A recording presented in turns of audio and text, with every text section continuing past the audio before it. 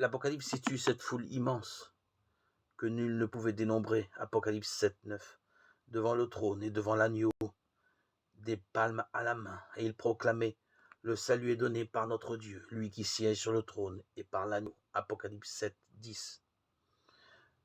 Le psaume parle du peuple immense de ceux qui t'ont cherché.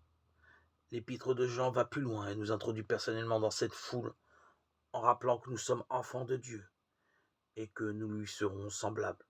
Dans l'évangile de Matthieu, Jésus nous propose la route du bonheur. Nous savons tous qu'il est difficile d'être heureux. C'est un problème fondamental de l'homme, mais c'est aussi ce vers quoi il court. Matthieu annonce le royaume des cieux, ce royaume que Dieu veut faire avec l'homme par le Christ. Nous écoutons les béatitudes, elles possèdent en elles quel paradoxe troublant, un aspect de provocation. Pour bien les comprendre, il faut relire ces proclamations, sans oublier comment Jésus, qui nous les annonce, les a vécues lui-même.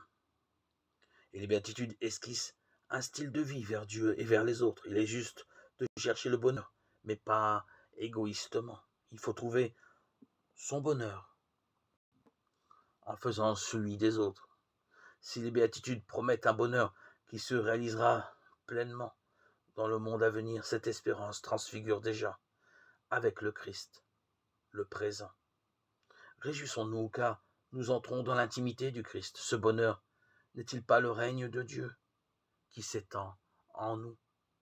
La bonne nouvelle du royaume.